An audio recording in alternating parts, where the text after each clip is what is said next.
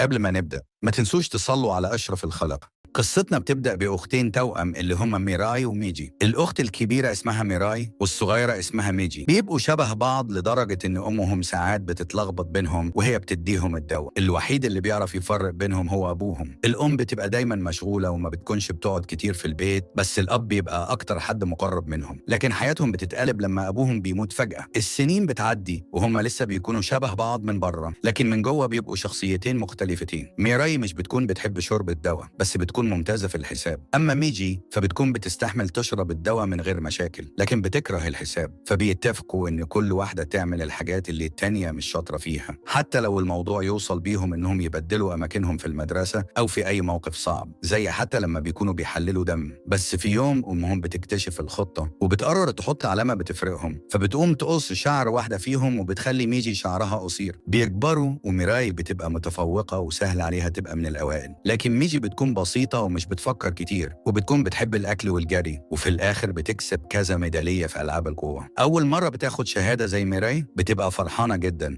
وبتفتكر إن المستقبل هيكون مفتوح قدامها، بس بعدين بتضطر تبطل الحاجة الوحيدة اللي بتكون شاطرة فيها لما بتتصاب. بيكبروا كل واحدة بتكون بتاخد طريقها. ميجي بتوصل لسن ال30 ولسه مش بتكون شغالة شغل ثابت، وبتشتغل عاملة مؤقتة في مدرسة، وبعدها بتكون شغالة في سوبر ماركت بتنقل خضار وفاكهة. بيجي ليها عرض تشتغل في مزرعة فراولة، بس بيطلبوا منها تقدم ورقها وخبرتها. وقتها مش بتكون عارفة تكتب ايه، فالمشرف بيقول ليها تكتب ان خبرتها في الجري وشهاداتها هي الميداليات. بس هي مش بتكون مقتنعة، بتقعد تشتكي انها بنفس سن اختها اللي دلوقتي بتكون بقت خبيرة كبيرة في شركة معروفة في سيول، وهي لسه بتبحث عن شغل. بترجع البيت فرحانة وبتقول لأمها إنها لقيت مزرعة هتديها مرتب كويس، بس قبل ما بتكمل كلامها أمها بتقاطعها وبتبدأ تقارنها بأختها، وبتقول ليها تروح تبعت أكل لعيلة خالتها، وهناك خالتها بتقول ليها تقعد على العشاء عشان ابنها هيرجع النهاردة. أول ما بتسمع اسم هوسو، ميجي بتقول إنها لازم تمشي، لكن أول ما بتخرج بتقابله عند الباب، وهو أول ما بيشوفها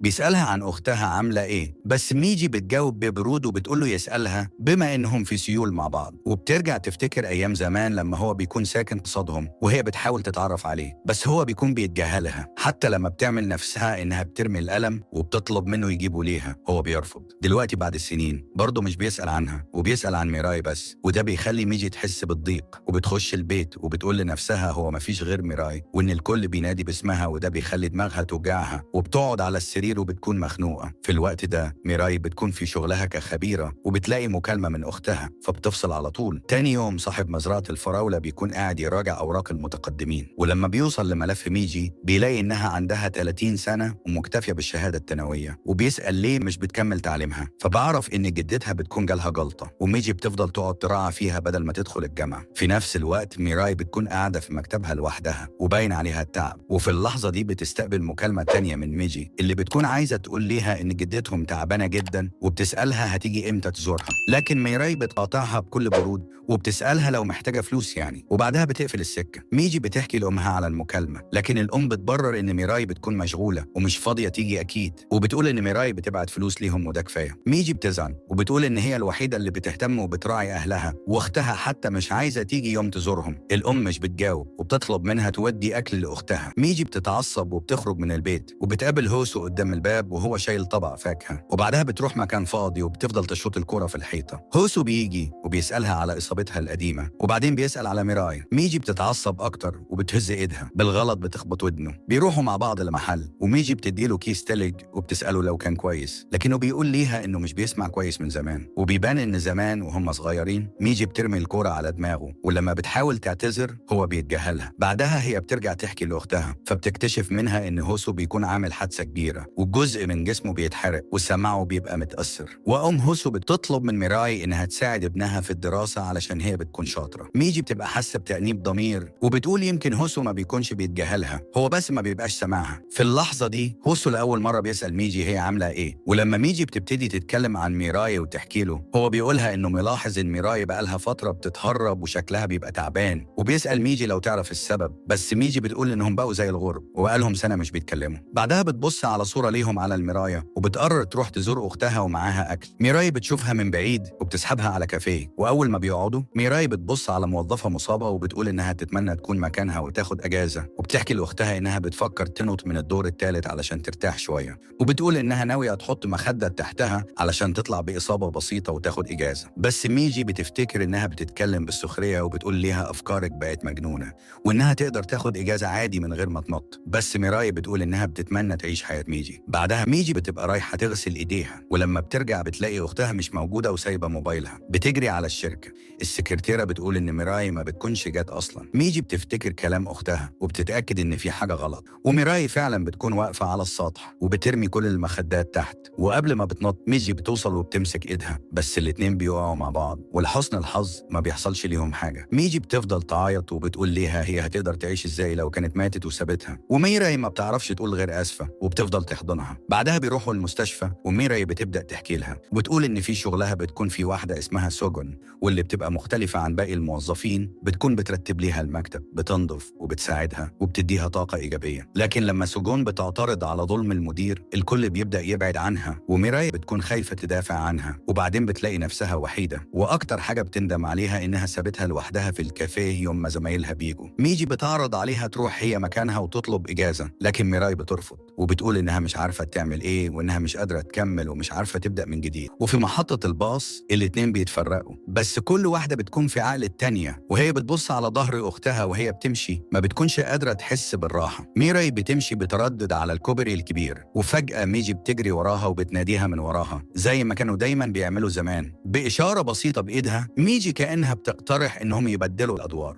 وميراي بترفع إيدها بهدوء وبتلمس إيد أختها كأنها بتوافق. النهاردة الاتنين ميراي وميجي بيروحوا يغيروا تسريحات شعرهم. ميجي بتضطر تركب شعر مستعار، وميراي بتقص شعرها لكن بتسيبه أسود زي ما هو. ميراي كمان بتكتب لأختها ورقة فيها كل التعليمات الأساسية اللي بتبقى محتاجاها وهي رايحة تشتغل مكانها. وقبل ما يفترقوا في محطة الأتوبيس بيبدلوا تليفوناتهم، وميراي بتفضل توصي أختها تفضل هادية وما تستعملش العنف وما تحاولش تحل المشاكل من دماغها. بعدها بتطلع ميراي الأتوبيس وبتمشي، بس بتكون سايبة رسالة مكتوبة لميجي بتقول فيها تبقى هادية وساكتة. تاني يوم الصبح ميجي بتبدأ تشتغل بدل أختها. أول حاجة بتعملها إنها بتصحى بدري وبتغير هدومها وتروح الشغل. أول يوم في مكتب التخطيط الكل بيكون مشغول، وميجي بتحس إن كل حاجة حواليها بتكون غريبة. أول ما بتخش بتسأل اللي جنبها وبتعرف إنهم كلهم بيبقوا جوه اجتماع، رغم إنها بتكون جاية قبلها بساعة، بس برضه بتتأخر لأن ميراي ما بتكونش تعرف ميعاد الاجتماع أصلا ومحدش بلغها. ميجي بتخش الاجتماع على طول من غير ما تقعد على الكرسي اللي ميراي بتكون دايما بتقعد عليه، وبتروح تقعد معاهم على الترابيزة نفسها. الكل بيستغرب خصوصا لما بتقوم تجيب لنفسها فنجان قهوة، حاجة ميراي عمرها ما كانت بتعملها. وعلشان بتكون قاعدة معاهم واحد من زمايلها بيسألها عن رأيها في حاجة، بس علشان هي مش بتبقى فاهمة التخصص بتفتح دفتر أختها وبتقلب فيه، وبعدين بتبدأ تتكلم بتردد. وبعد ما الاجتماع بينتهي كل الناس بيخرجوا وهم بيعلقوا عليها بكلام جارح. وفي الوقت نفسه ميراي بترجع البلد في دور الأخت الأصغر، لكن حتى في الحلم هي بتكون شايفة نفسها وزمايلها بيضربوها. أمها بتخش وبتشوف شعرها الأسود وبتفضل تبص فيه شوية كده، وميراي بتكون على أعصابها خايفة إنها تتكشف. بس لحسن الحظ الأم مش بتشك، بالعكس بتقول ليها إنها شكلها كده أحسن وبتطلب منها تنزل تاكل. بعدها الأم بتقول ليها تروح تزور جدتها، بس ميراي بتخاف تتكشف فبتختلق قصة وبتقول إنها مشغولة في الشغل، وحتى بتوريها رسالة من مزرعة الفراولة عشان تصدقها. بالنسبة لميراي هي بتبقى شايفة إنها تشتغل بإيديها أحسن ما تتفضح، وبتجيب العجلة القديمة من ورا الحيطة وبتركبها، بس مش بتبقى عارفة تمشي لأنها مش بتعرف تركب عجلة. بس في الآخر بتوصل بسلام. صاحب مزرعة الفراولة بيكون بيستناها واللي بيكون اسمه جين، وبياخدها وبيقطف ليها فراولة تدوقها، بس هي بترفض،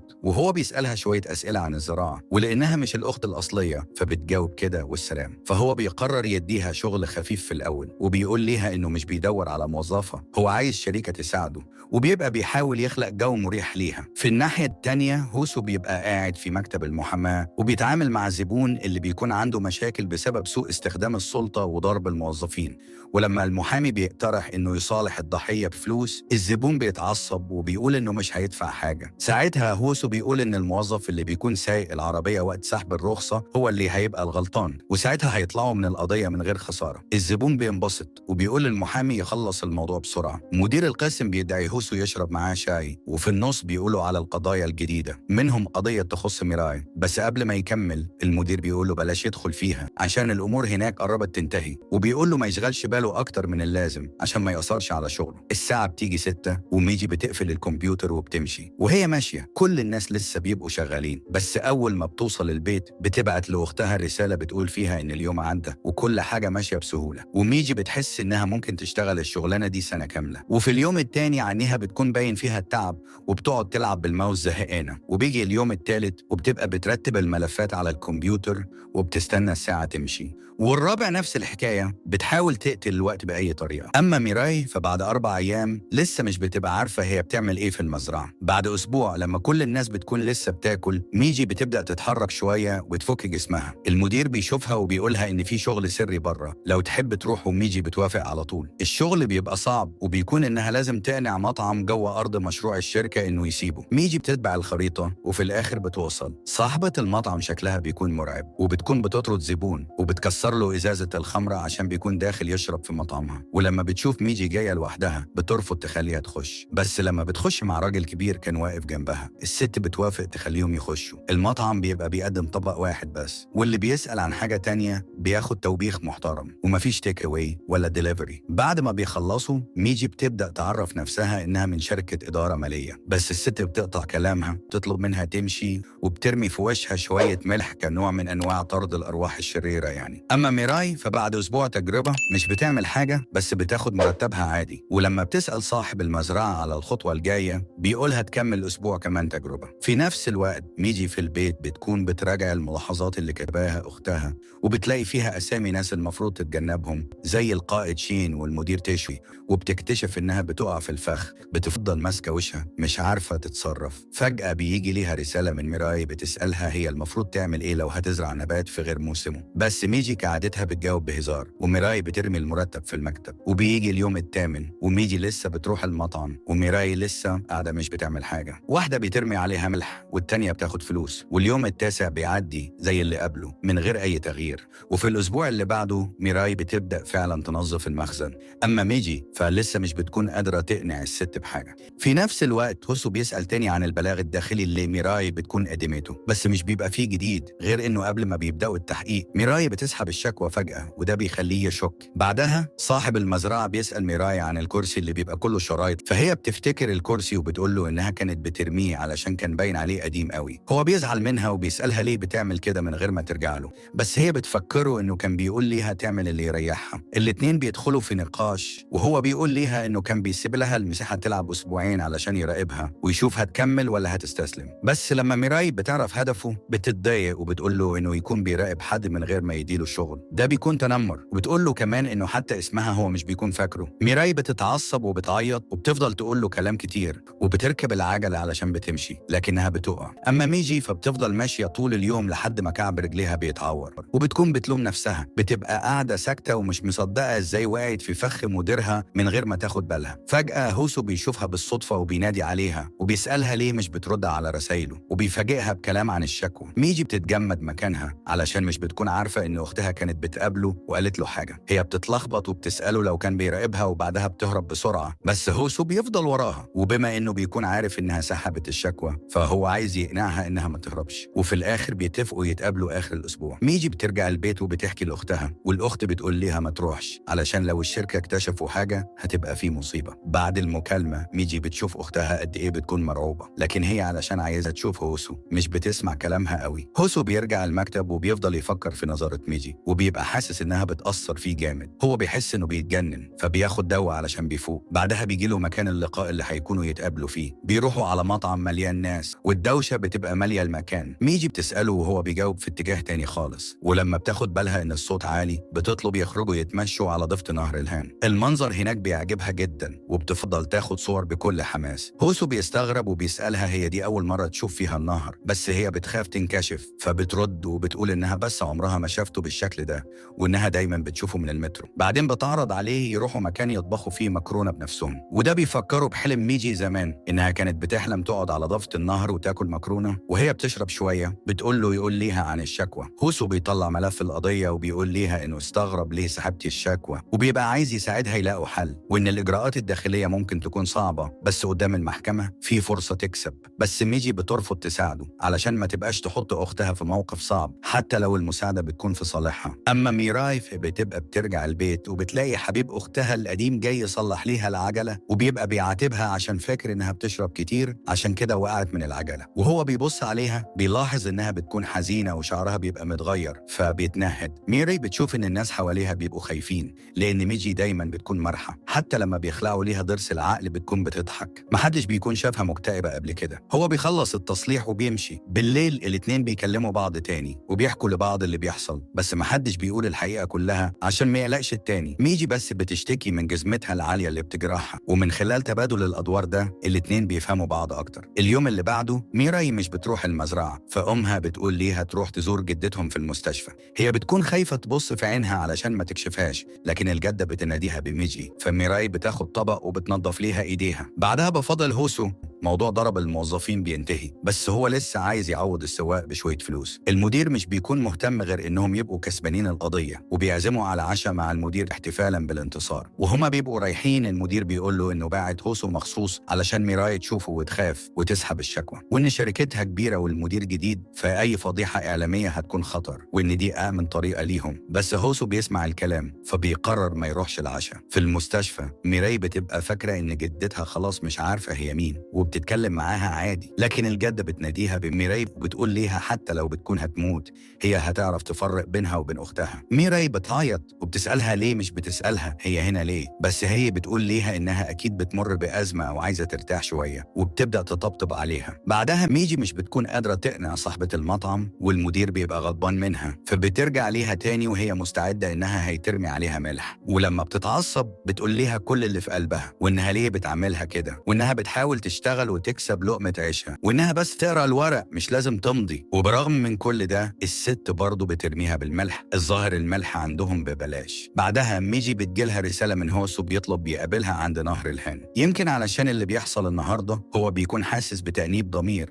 بما إنه بيبقى محامي. ساعات بيضطر يعمل حاجات مش صح وبيبقى حاسس إنه عايز يتغير. وفجأة ميجي بتجيلها مكالمة من صاحبة المطعم بتطلب تقابلها بكرة بدري. بتفرح فرح مش طبيعي، أول مرة تحس إن نهر الهان بيبقى جميل كده. بتعرض على هوسو ياكلوا مكرونة تاني وبتكون بتضحك من قلبها، بس هو بيقف فجأة وبيناديها بميجي. لما هوسو بيسألها لو كانت ميجي، بس ميجي بتحاول تنقذ نفسها من الموقف وبتتخانق معاه وبتقول إنها تستحق تبقى سعيدة وإن الفرحة مش مقتصرة على أختها ميجي بس هوسو ما بيكونش بلاقي الموضوع، فهي بتحاول تنهي الحوار. تاني يوم ميجي بتكون رايحة تشتري أكل وبتكون متوقعة إن الست صاحبة المحل خلاص هتوافق تبيع، لكن المفاجأة إن الست بترفض بكل هدوء وبتقول إنها بتحترم ميجي كشخص، لكن البيع مش مطروح تماما. ميجي بترجع للمكتب وبتقول للمدير واللي بدوره بيحملها المسؤولية بالكامل. في اليوم اللي بعده ميجي بتفضل تراقب الست من بعيد وبتلاحظ إنها بتخرج من البيت في وقت الشغل، وده ما بيحصلش قبل كده. ميجي بتكون ماشية وراها لحد ما بتشوفها بتخش فصل شعر وإلقاء. اللحظة دي بتحرك حاجة جوه ميجي وبتفتكر وقت فشلها في المسابقة الوطنية، وبتحس ساعتها إنها بتفقد قيمتها. الدموع بتنزل من غير ما تحس والست بتشوفها لكن ما بتقولش حاجة. ميجي بتكون متوترة وبتخبط في موظف وبتحاول تستخبى عشان ما تتكشفش، لكن الست بتتجاهلها وبتمشي. في نفس التوقيت مدير هوسو بيكون واصل له خبر إن ضحية العميل بتاعه جايب محامي ومش ناوي يتنازل، وبما إن القضية بتكون تحت إشراف هوسو المدير بيقرر يسحب منه أي قضايا جديدة. هوسو بيكون رايح المكتب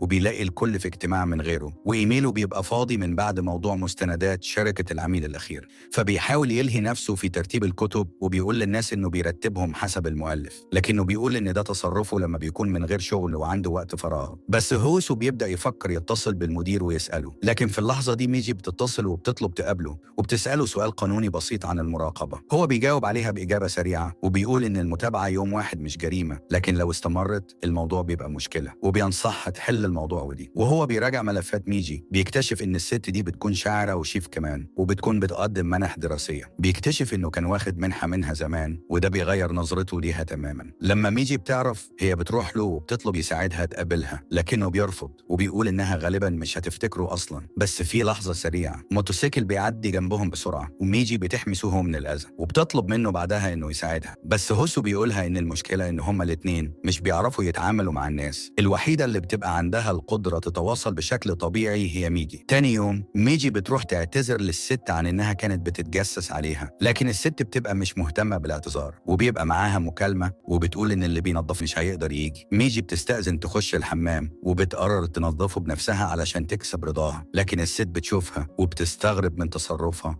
وبتبدأ تسأل إيه اللي بيحصل للجيل الجديد وليه الشركات بتستغل الشباب وبتخليهم يعملوا حاجات ملهاش علاقة بشغلهم. هي بتطلب منها تمشي وميجي بتبقى حاسة بالزعل وبتبدأ تضغط على صباعها، ودي عادة عندها لما بتتضايق. ميجي بتحاول تفسر إنها مش بتعرف تعمل حاجة تانية غير كده وإن دي طريقتها علشان تكسب حب الناس. اللحظة دي بترجعنا فلاش باك لما ميجي كانت بتحاول تلفت نظر أمها، لكن الأم بتبقى دايما شايفة أختها الكبيرة بس. الشخص الوحيد اللي بيخلي ميجي تحس إنها شخص مهم بيبقى هوسو، بس العلاقة دي مش بتستمر.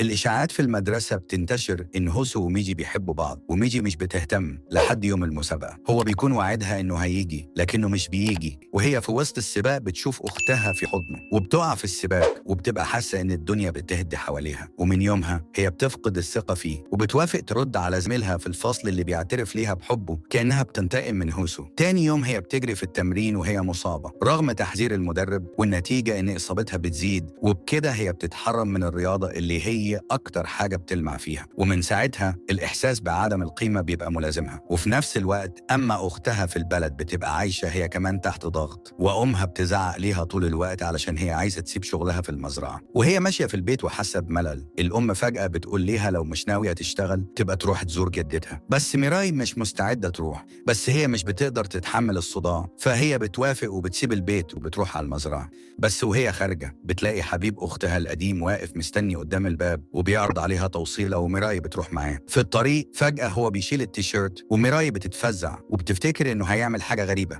بس هو بس كان بيستعرض العضلات بتاعته قدامها. ولما بيوصلوا المزرعة هو بيقولها إنها اتغيرت عن زمان. صاحب المزرعة اللي بيسمع الحوار بيخش وبيدافع عنها. ساعتها حبيبها القديم بيقول إن الناس كلها عارفة علاقتهم وبيسألوا هو مين عشان يتدخل بينهم. وهنا صاحب المزرعة بيقدم نفسه على إنه شريك ميراي في الشغل، بس ميراي بتتعصب لما بينطق اسمها غلط وبتصرخ فيه إنها اسمها ميجي مش موجي، لكنه ما بيهتمش. والتلاتة بيقعدوا في المزرعة لحد آخر النهار، وصاحب المزرعة بيلاحظ إنها بتفكره بحد كان يعرفه، لكن قبل ما يستمر هي بتقاطعه وبتقول يرجعوا. الاتنين بيعرضوا يوصلوها بس هي بتقول إنها هترجع لوحدها، وفي الآخر بتروح مع صاحب المزرعة علشان هي شايفة حبيب ميجي القديم غريب في تصرفاته. بس المفاجأة إن صاحب المزرعة مش بيعرف يسوق، فهي بتضطر تمسك مكانه. وقبل ما بيمشوا صاحب المزرعة بيندى عليها وبيقولها على فلوسها، وبعدين بيبقى واقف محتار لوحده مش عارف هيرجع ازاي. وفي الوقت ده في المدرسة الأم بتكون رايحة لأم هوسو تطلب أجازة علشان تزور أمها في المستشفى لأن ميراي مش رايحة. الأم بتقول إن الناس بيفتكروا الأحفاد الكويسين هم اللي بيزوروا في المناسبات، لكن ميراي كانت قاعدة مع جدتها بجد مش مجرد زيارة. لما الأم بتقول إنها محتاجة الأجازة أم هوسو بتقول أكيد لأن ده وقتها تسدد فيه الجميل لأمها اللي بتربيها. بس الأم بتضايق من كلامها وبتقول إن مش كل الناس مديونين لأهاليهم بنفس الشكل وبتسيبها وبتمشي. في شركة هوسو كان في خناقة شغالة علشان مشروع جي سي اتسحب منه. هو دخل وسطهم وأكد ليهم إنه أكثر واحد فاهم الملف، وفي الآخر هم بيوافقوا يضموه للفريق. لكن قبل كل ده هو بيحضر حفلة مع صحابه وكان حاسس إنه غريب وسطهم لحد ما صاحبته من أيام الجامعة بتظهر فجأة. ميجي كانت في طريقها لكن لما بتشوفهم بتحس بالإحراج، وصاحبته بتقول لميجي إنها كانت فاكرة إن هوسو سابها بسبب أختها ميجي، لكن بيطلع لأسباب تانية وهي بتندم إنها كانت فاهماها غلط. وهنا ميجي بتسمع وهي ساكتة عشان محدش يعرف إنها ميجي، وهي راجعة بتطلب ينزلوها في نص الطريق عشان عندها مشوار، لكن الحقيقة إنها كانت بتكذب. تاني يوم مدير هوسو بيفاجئوا إنه بينقله لشركة قانونية تانية اسمها روندي، وبيقول له إن السبب إنه مش بيكون عاجبه أسلوبه في الدفاع عن الضعفاء، لكن الحقيقة إنه مش بيكون عايزه يقف ضد العميل الأخير بتاعهم صاحب الشركة. المدير بيسأله يختار إيه وبيسيبه يفكر. في الوقت ده ميجي بتكون مخنوقة في الشركة والمدير بيصدعها تقنع صاحبة المطعم توافق على المشروع. فميجي بتخرج من المكتب وبتقعد في المحطة، وبيجي ليها تليفون من صاحبة هوسو اللي بتقولها إنها محتاجة تروح لمطعم الست عشان عندها إلهام فني. فميجي بتجري على المحل بسرعة قبل ما توصل، بس للأسف البنت بتسبقها وبتقول للست الكبيرة إنها جاية ليها عشان الفن، بس بيتقالها إنها مش بتحب الزباين. الست بتبص لميجي بنظرة فيها حنين وبتشوف فيها نسخة أصغر منها. الست بتنحاز لميجي وبتطلب منها تيجي تاني يوم لأن النهاردة بتكون مشغولة، بس بتقرر تقابل الناس اللي من طرفها يوم الجمعة، وده بس علشان خاطر ميجي. في نفس الوقت في المزرعة ميراي بتكون لسه موجودة، وهناك صاحب المزرعة بيحكي ليها عن الكرسي اللي سبب بينهم مشكلة واللي بيطلع بتاع جده، علشان كده مش بيكون قادر يسيبه، وبيشكرها إنها بترجعه وبيسألها لو أكلت لأنه بيكون محضر أكل ليهم هما الاتنين. تاني يوم هوسو بيزور الست الكبيرة علشان يشكرها على المنحة اللي بيكون أخدها منها زمان، وبيتفاجئ لما بيلاقي وبتلاقي ميجي هناك. الست بتكون مبسوطة جدا لما بتشوفهم مع بعض وبتعزمهم يخشوا وبتطبخ ليهم بنفسها. ميجي ما بتكونش فاهمة هوسو بيعمل ايه هنا، لكنه بيشرح ليها انه خلاص ما بيبقاش في تضارب مصالح لانه ساب اكبر مكتب محاماة في البلد، وكل ده علشان يقدر يساعدها. لكن ميجي بتكون مترددة وخايفة من اللي ممكن يحصل. تاني يوم في الشغل مدير ميجي بيشكرها على انها بتقدر تقنع اصعب عميلة في المشروع، وده بيكون اول انتصار حقيقي في المعركة اللي هي دخلتها غصب عنها اصلا. ميجي اول ما بتخلص الشغل بتسمع بالصدفة خطة المدير ورئيس القسم، الاتنين بيكونوا بيخططوا ان حتى لو ميجي بتنجح في المشروع هم هيتخلصوا منها على طول، لان المشروع اصلا بيتابعه رئيس القسم بارك، ولو حصل حاجة غلط كل اللوم هيقع على ميجي في الوقت ده بتفهم انها داخلة في لعبة كبيرة، وبتروح على مطعم الست الكبيرة، ولما بتوصل بتفتكر ان المنطقة كلها بتتباع او حد بيسيطر عليها، لكن بتكتشف ان الست لسه عايشة في بيتها والباب بيكون مقفول عشان فيه تسريب، والتلاجة عندها كمان بتكون بايظة وبتحتاج تشتري واحدة جديدة. الست الكبيرة بتجيب لميجي اكل ليها ولهوسو وبتقول ليها تاخده عشان مترميش، والاكل بيكون شكله حلو جدا لدرجة ان ميجي بتاخده وهي مبسوطة. بالليل ميجي بتروح لبيت هوسو وبتقول له بحماس انها جايبة اكل من مطعم الست الكبيرة، لكن هوسو بيكون ماشي وما بيكونش واخد باله وبيكسر طبق وبيجرح ايده بنفسه، وبعد ما بينظفوا المكان بيقعدوا يتكلموا عن الشغل. هوسو بيقول انه بقاله فترة مش لاقي شغل وبيكون حاسس ان اخر شركة محاماة اشتغل فيها كانت احسن حاجة ممكن يوصلها. ميجي بتحاول تطمنه وبتقول له انها كمان قعدت سنين بتذاكر قبل ما تنجح، وانه مش فاشل لانه بس بيغير شغله. ساعتها هوسو بيقول انه ساعات بيحس ان اللي قدامه دي ميجي الحقيقية، لان ميراي عمرها ما بتطبطب على حد كده. ميجي بتتحرج وبتقول له ان ده معناه انه بيفكر فيها كتير، ومن هنا بتبدأ تستخدم اسلوب الهجوم عشان تكسر احراجها. في نفس الوقت صاحب المزرعة التافه بيكون رايح السوبر ماركت بيشتري حاجات وبيشوف كراسي لطيفة، لكن منظره الطفولي بيخلي صاحب المحل وزميله يضحكوا عليه. زميله كمان بيقول ان ميجي من ساعة ما بتشتغل معاه وهي مش على طبيعتها، وبيقول انها اكيد مش هتسيب الشغل وتمشي زي زمان. ساعتها صاحب المزرعة بيكتشف ان ميجي كانت سايبة البيت من 3 سنين وبتختفي، والموضوع ده محدش بيحب يتكلم عنه، وان كمان عندها اخت عايشة في المدينة. في وسط الكلام بيقنعوه صاحب المزرعة انه يشتري الكراسي الطفولية دي، وبيقولوا انه يهديها لميجي، وبالرغم من انه بيرفض في الاول الا انه بيشتريهم في النهاية. بعد كده صاحب المزرعة بيسأل ميجي اللي هي ميراي اذا كان عندها اخت في سيول، لكنها بتقول انها بنت وحيدة. ولما هو بيحاول يعرف اكتر عن اختفاء الاخت، ميراي بتغير الموضوع وبتطلب منه يشتغل بدل ما يتكلم افضل. تاني يوم الست الكبيرة بتبعت رسالة لهوسو بتطلب منه يجي يساعدها وهي بتجيب تلاجة، واثناء الشراء مجموعة الامهات اللي بيكونوا في رحلة بيقرروا يلعبوا لعبة يسألوا ولادهم عن سر مخبيه. لما هوسو بيتصل بيه بيقول ليها انه معاه شغل مش فاضي، فكل الامهات بيكونوا مبسوطين وبيقولوا عليه محامي محترم، لكن هو فجأة بيقول انه ساب شغل المحاماة واكبر مكتب في البلد، وامه مش مصدقة. المشكلة ان الكلام بيكون على السبيكر، فكل الناس اللي حواليهم بيكونوا سامعين. بعد المكالمة ميجي وميراي بتقول هوسو انها احيانا بتحس ان عيالها بيبقوا ناس تانية، وبتضيف بفخر ان مع ذلك عيالها مش هيبقوا اشخاص سيئين ابدا. بعدها هوسو بيرجع مع الست الكبيرة اللي بتقول له بدل ما يفضل يقول لامه انه ساب الشغل يبقى المحامي بتاعها ويقف جنبها في مشاكلها القانونية. هي بتكون محتاجة حد فاهم يساعدها في شوية حاجات، بس لما ميجي بتوصل عندهم بتتفاجئ ان الست الكبيرة عايزة هوسو يساعدها في موضوع البيع اللي كانت ميجي ماسكاه. هوسو بيجاوب على ميجي انهم اصحاب، لكن الشغل بيفضل شغل. وهو ماشي حبيبته القديمة بتكلمه وتشكره على النصايح اللي بيقولها ليها في مقابلة الشركة، وبتقول له ان المقابلة بتمشي كويس بسبب نصايحه، وكمان بتدعوه لحفل للدفعة، وبتسأله اذا كان في المكتب عشان تعدي تتكلم، لكنه بيقول ليها انه ساب الشغل. ولما بيسألها اذا كانت عزمت ميراي ولا لسه، فبتقول له انها قاصده ما تعزمهاش لانها بتحب تعزل نفسها. ميجي بتكون سامعة الكلام وفجأة بتتعصب في التليفون وانها اكيد رايحة، وده بيخلي حبيبة هوسو تتلخبط لانها بتعمل ايه مع هوسو في الوقت ده. بس ميجي بتكون متضايقة جدا من الكلام اللي بيتقال ورا ظهرها، وبتقرر انها مش هتسمح لحد يتكلم عنها، وناوية تروح الحفلة بنفسها. في نفس الوقت ميراي بتكون بتراعي جدتها، والممرضة بتسألها عن قص شعرها وبتقول ليها ان ميجي بتقص لجدتها شعرها كل شهر. ميراي بتكونش متوقعة ان اختها الصغيرة بتكون مضغوطة كده. اما الام بتوصل ليها اشعار ان المصاريف الطبية لسه مش بتدفع، فبتستغرب وبتقول مفيش ايصال باسم ميراي وانها بتدفع في ميعادها، وبترجع البيت زعلانة. وميراي بتسأل امها عن الموضوع. الام بتقول ان ميراي عمرها ما بتتصل لكن دايما بتدفع، وبتسأل اذا حصل حاجة ليها. ميراي بتعرض هي تدفع، لكن الام بتكون بتعتمد على ميراي بشكل كبير، وده بيخلي ميراي تحس قد ايه اختها ميجي بتستحمل كلام امها الجارح اللي بتميل ليها اكتر من اختها ميجي.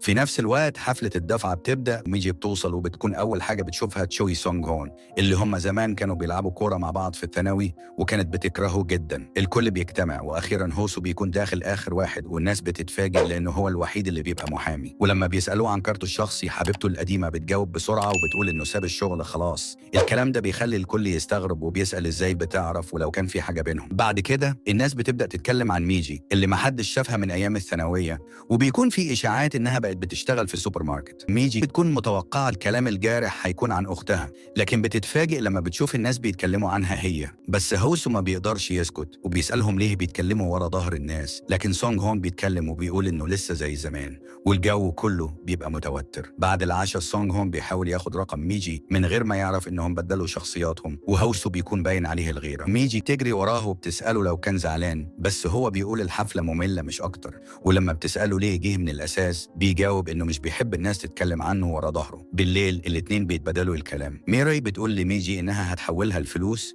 وهي تبعتها لأمها عشان تدفع المستشفى. كمان بتقول لي هتيجي يوم الجمعة تقص شعر جدتها، لكن ميجي بتعتذر وبتقول إنها مش هتقدر عشان عندها التزامات في الشغل. وبيقعدوا يتخانقوا عشان كل واحدة ليها ظروفها، والتبديل ده مش بيكون سهل عليهم خالص. تاني يوم في المزرعة صاحب المزرعة بيكون بيجمع محصول من السنة اللي فاتت وبيدي ميراي شوية وبيقولها تدي منها للي هي عاوزاه. ميراي بتكون محتارة تبعتها لأختها ولا لا. في الوقت ده الست الكبيرة بتحاول تشيل شنطتها وبتقع وظهرها بيتضرر جامد، وميجي بتكون بتتصل بيها لكنها ما بتردش عشان ميعاد كتابة العقود. ميجي بتاخد المبادرة وبتقول للمدير إنها هتكلم مندوب الشركة بدل الست علشان ما يضيعوش وقت. بس لما بتروح بيت الست بتلاقيها مغمى عليها على الأرض. منظرها بيخلي ميجي تفتكر جدتها لما كانت في حالة مشابهة وبتبدأ تتوتر وتتعب. هوسو بيكون واصل في الوقت المناسب وبياخدها على المستشفى.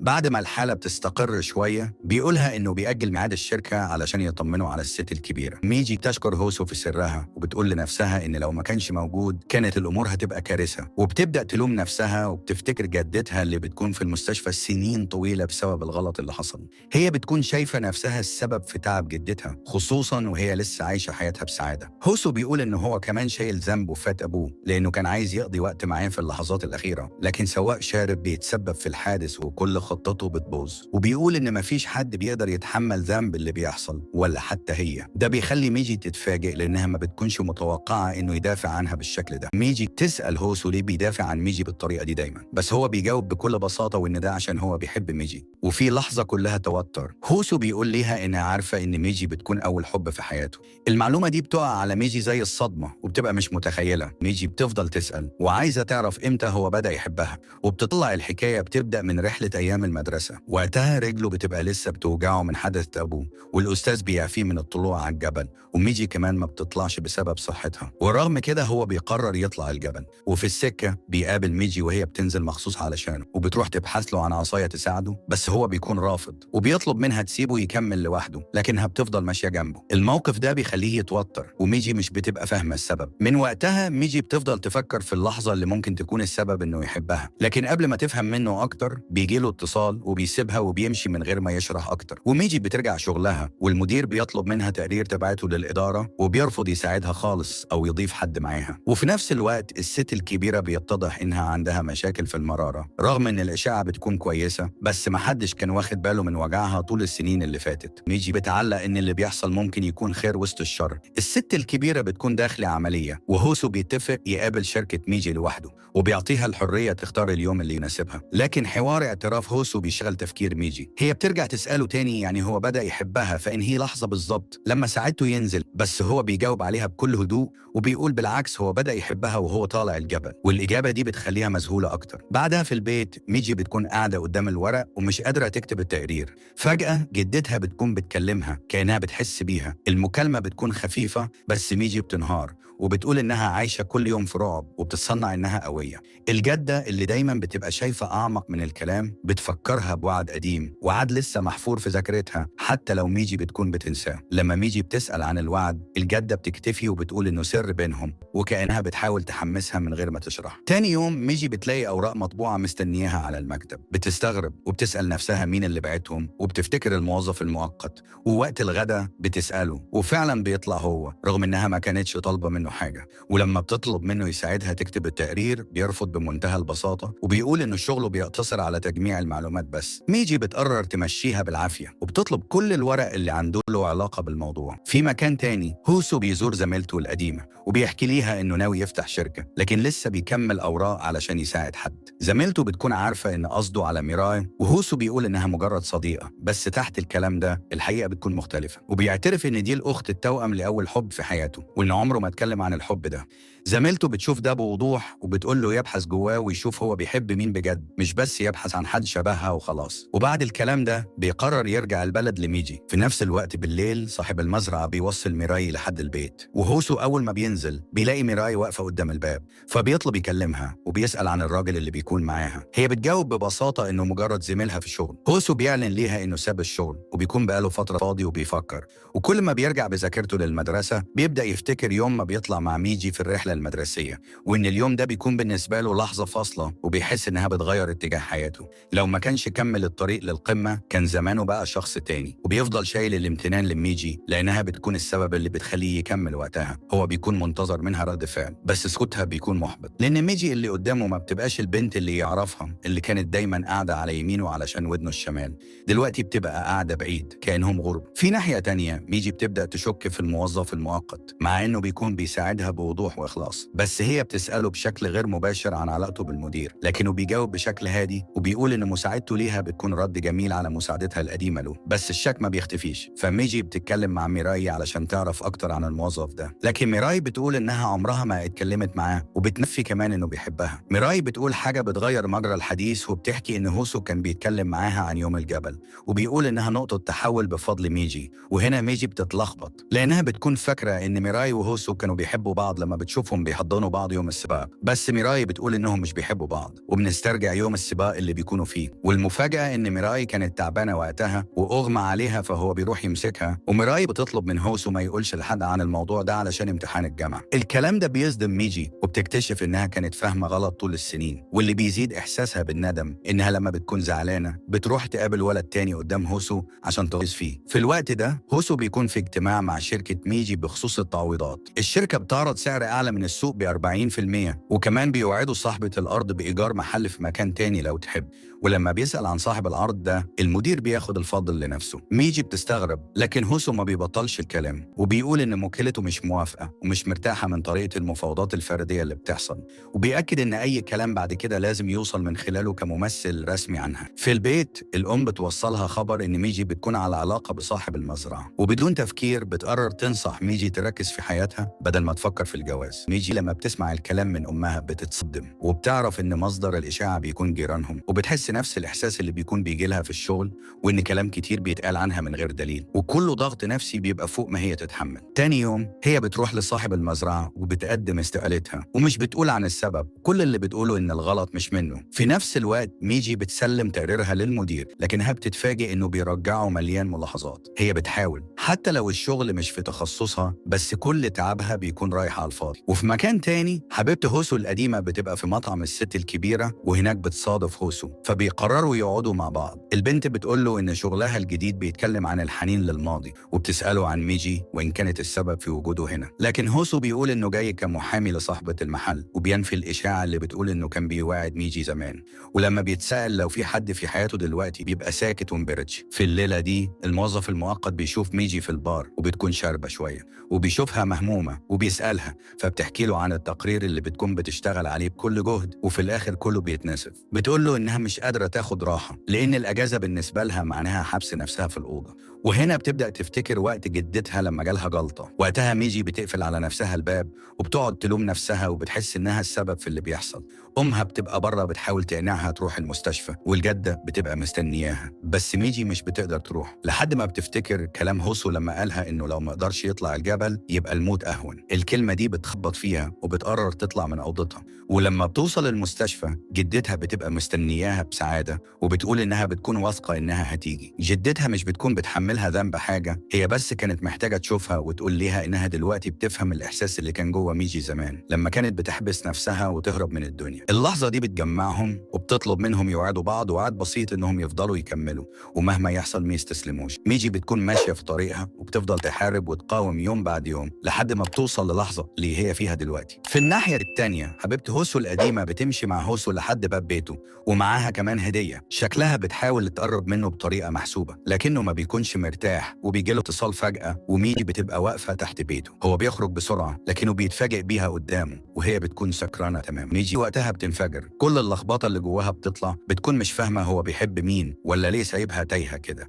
وبتقول إنها متأكدة إنه طلع الجبل لوحده فإزاي حبها وهو طالع مش ولما هي بتساعده وهو نازل. هوسو بيجاوب عليها وبيقول إنه بيكون آخر واحد يوصل للقمة وبيشوف الكل بينزل إلا هي وبتفضل مستنيه. هي اللي بتشجعه، هي اللي بتصدقه، وهي اللي بتخلي عنده أمل. بيقول إنه بيكون وصل بسببها وإنه بيحبها علشان بتكون سبب وصوله. لكن ميجي هي كمان بتقول إنها بتطلع الجبل يومها وهي مش شايفة غيره وبتكون بتفكر فيه بس. الكلام بيوتر هوسو أكتر وبيبقى مش فاهم مشاعره ولا الموقف ماشي إزاي. تاني يوم ميجي بتصحى وبتلاقي نفسها في سرير هوسو وبتبدأ بتسترجع اللي بيحصل. بتفتكر إنها اعترفت له بحبها لكن باسم ميراي وبتتوتر خصوصا لما هو بيخش عليها وبيسألها ليه ما بتطلبش التاكسي امبارح.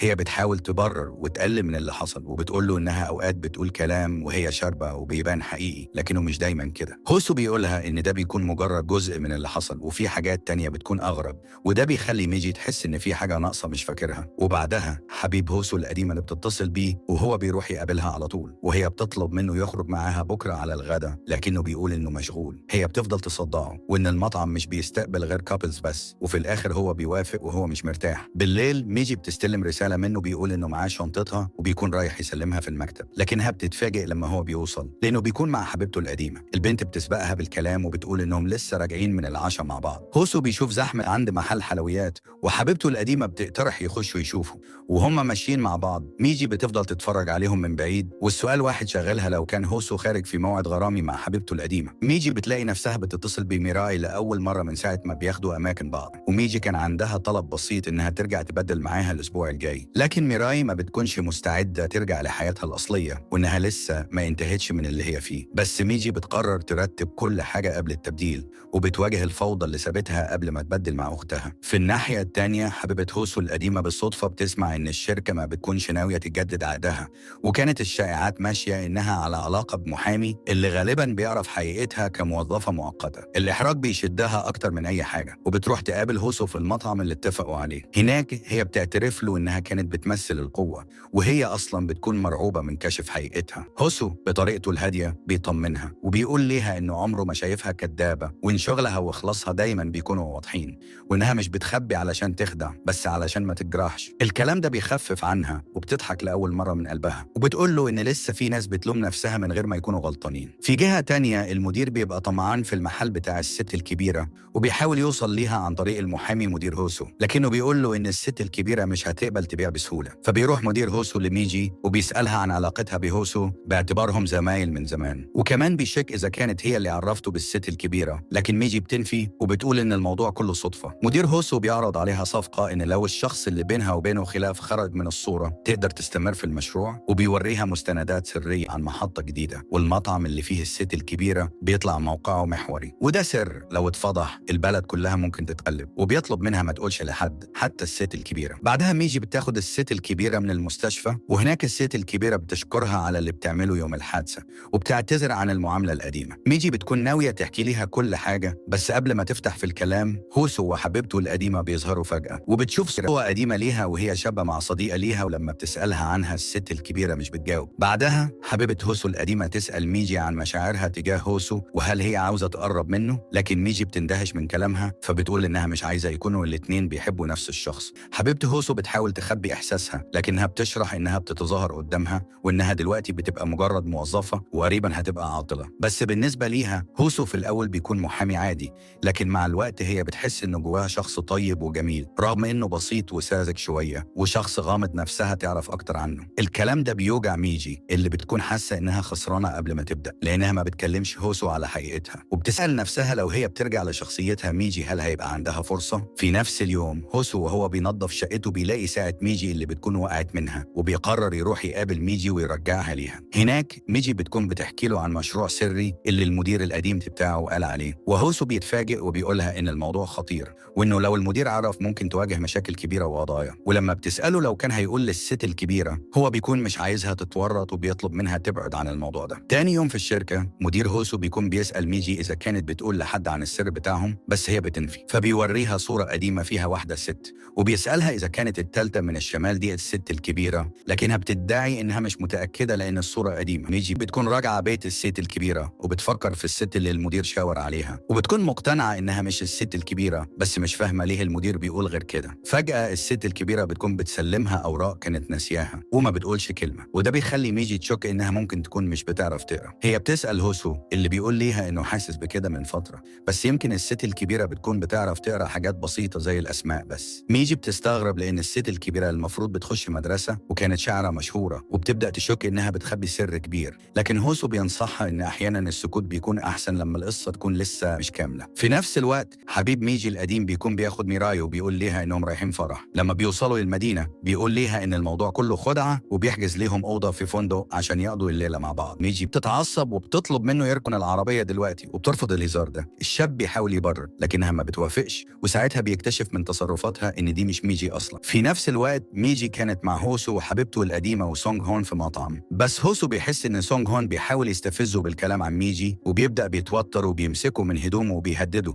لكن الناس بتخش وبتفصل بينهم. بعدها هوسو بيكون ماشي وبيطلع بره. ميجي بتسأل سونغ هون لو في حاجة قديمة بينهم، وهو بيقول ليها إن الشاب اللي كان بتغيظ بيه هوسو زمان بيكون ناوي يعترف بحبه لميجي، وسونغ هون بيكون بينصحه إزاي يتصرف. لما هوسو بيعرف الكلام ده بيروح للشاب وبيقول له بوضوح إنه هو كمان بيحب ميجي وبيطلب منه يبعد عنها. في الوقت ده ميجي بتكون زعلانة من هوسو، والشاب ده بيستغل الفرصة وبيعترف ليها، وكل ده بيتسجل بالفيديو، وسونغ هون بيكون بيتفرج على الفيديو وهو بيضحك. ولما هوسو بيشوف ده بيتنرفز وبيرمى موبايله، وبتبدأ خناقة بينهم لحد ما الناس بتفصلهم. من اليوم ده الشاب ده بيقرر يبعد عن فكرة الاعتراف تاني، ولما ميجي بتعرف القصة بتتغاظ جدا وبتتخانق مع سونغ هون قبل ما تمشي. في نفس الوقت هوسو بيكتشف ان ميجي الحقيقية هي اللي بتكون معاه لما نامت في بيته، وبتكون شاربة وبتقول الحقيقة من غير قصد. هو بيقعد يتأمل وشها ومشاعره بتكون مليانة تعقيد. بعدها بيرجع وبيشوف ميجي وهي تعبانة من لبس الكعب العالي، فبيساعدها. ميجي بتسأله ازاي بيتصرف كأنه مش عارف حاجة عن اللي بيحصل بينها وبين الشاب اللي اعترف ليها، وانه كان عارف من الاول انهم مش بيحبوا بعض. وبتسأله ليه ما بيعملش حاجة وما بيحسش انه اتظلم. هو بيقول انه مش بيعرف يواسي الناس او يحل مشاكلهم، لكنه بيقدر يحافظ على السر، وبيستنى دايما اللي قدامه هو اللي يتكلم. في الوقت ده المزرعة بتتعرض لإعصار، وصاحب المزرعة بيكون حاسس بالعجز، لكن ميراي بتظهر فجأة وبتساعده يرتب كل حاجة. ولما المطر بيزيد والطريق بيغرق بتضطر تقعد عنده. هو بيسألها ليه جات وإن ده هيزود الإشاعات عنهم، بس ميراي بتقول له إنها جات لأنها بتحس في المزرعة إن كل شيء حقيقي، وإنها بتحس الحياة بره كأنها مزيفة. كمان بتقول إنها مش خايفة من كلام الناس لأنها ما بتحبوش أصلا، لكن صاحب المزرعة بيقول إنه مرعوب من الشائعات لأنه فعلا بيحبها، والكلام ده بيصدمها جدا. اكتبوا لنا رأيكم عن المسلسل في التعليقات. سلام.